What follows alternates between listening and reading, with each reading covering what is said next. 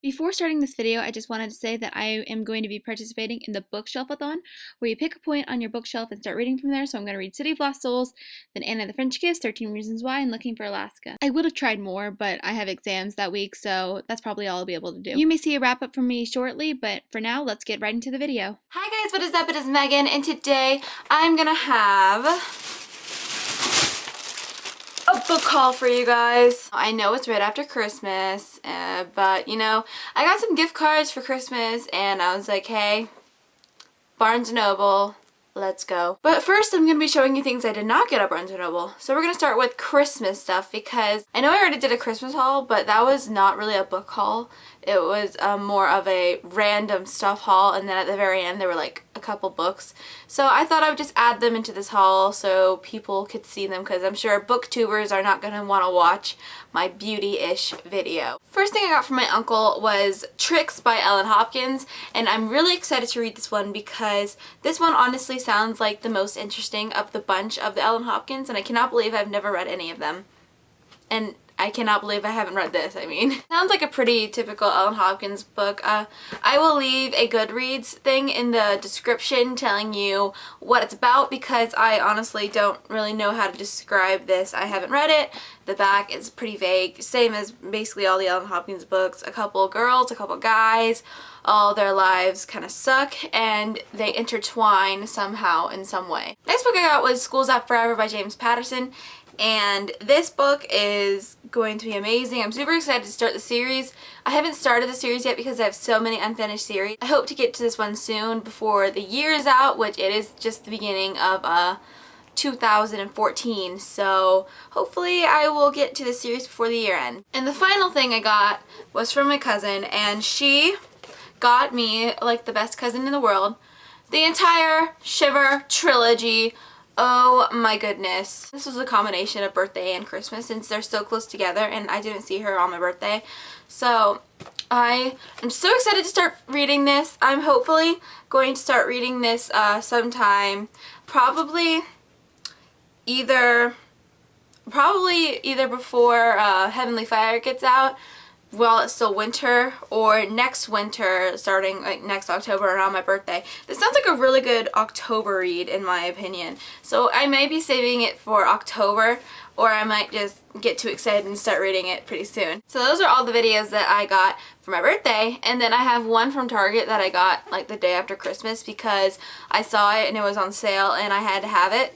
So it was the Shadowhunters Codex, and I just remembered that Heavenly Fire is coming out soon, and I'm gonna finish City of Lost Souls soon, and I'm gonna need some Clary and some Jace in my life after all that ends. So I got this to better understand the whole world, and my favorite part is on the inside cover, Clary and Jace are there, and they're so cute. Oh, I love it.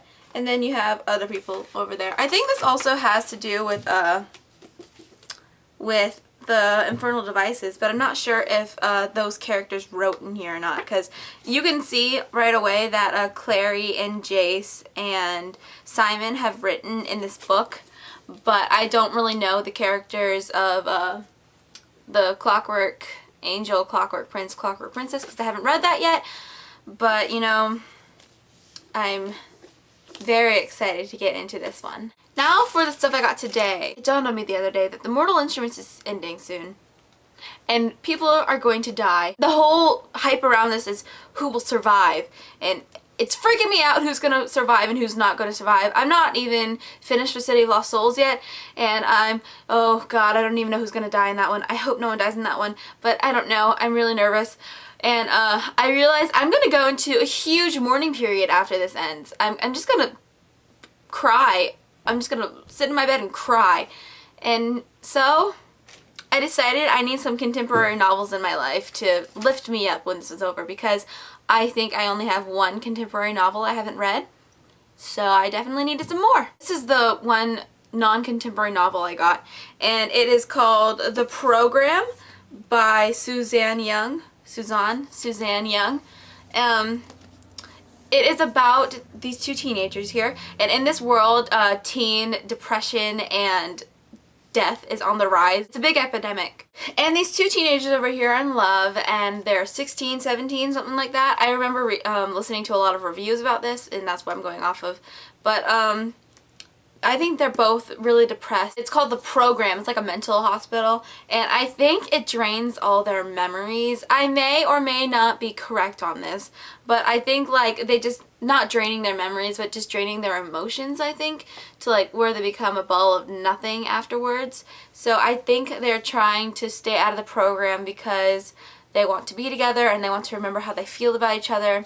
And on the back it says, James is the best at hiding the pain, disguising the feelings. He knows what it takes to stay out of the program. He'll keep us safe. He promised.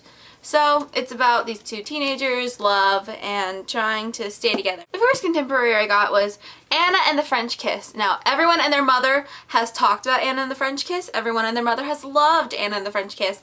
It's like everyone's favorite, minus Eleanor and Park, which I saw there, but it was only in hardback, and I honestly didn't want to buy another hardback and probably didn't have the money to buy another hardback.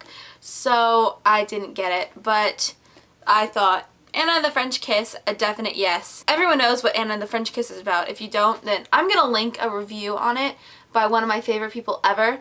So look down there and you will find a review by the person whose name I'm putting right here. They do a really good job of explaining what the book is about, and so I'm just gonna let them do it because they're freaking amazing. And the next two books I got were Sarah Dessen books, and the first one was Lock and Key. I got the two books I've heard probably the most about, minus The Truth About Forever, because I saw The Truth About Forever there, and while I really want to read that, I only had enough money to buy two, and these were the two that really called out to me. So I got Lock and Key, which is about a girl named Ruby, and I think she probably had a crappy home life because it says Ruby is used to taking care of herself, but then she moves in with her sister and she's having a grand old time, and then she meets an adorable boy next door, and it says, can Ruby learn to open her heart and let him in?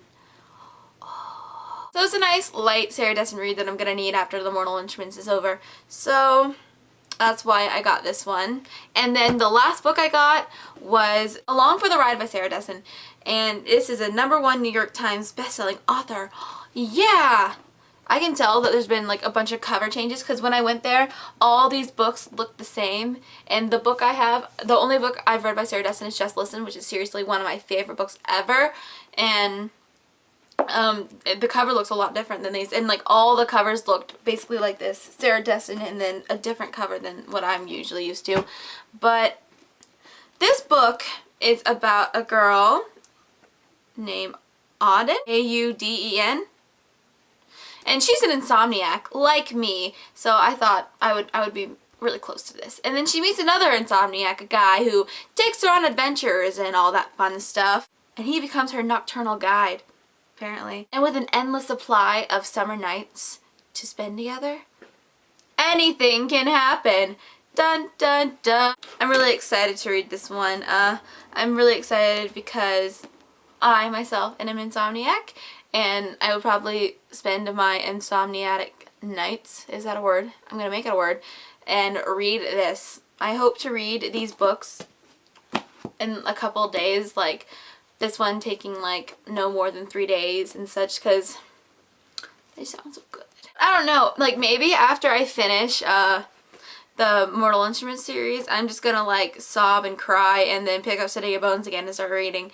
Who knows what's gonna happen? I may like not read for months. I don't know. I've never been in a full-on mourning period before, and I'm really nervous that I'm going to be, like, because Christine from Pull and Banana Books and Pull and Bananas 20, she talks about how she goes into mourning periods a lot after things. Like after Harry Potter, she went into a mourning period for like 6 months to a year, and I'm really nervous about that. I'll probably be fine. I'm just really excited to get into these books and into these series and all of the fun stuff I have in this pile. I have to do the booktube thing, don't I? Yes, I do. Ugh. They're all backwards! So thank you guys for watching. I hope you enjoyed the video. Give it a thumbs up if you enjoyed the haul. And if you like any of these books and have read them, tell me what you thought of them in the bottom without any spoilers. And if you have any book suggestions for me, then feel free to leave them in the comments below. Goodbye! Yeah, you're still recording!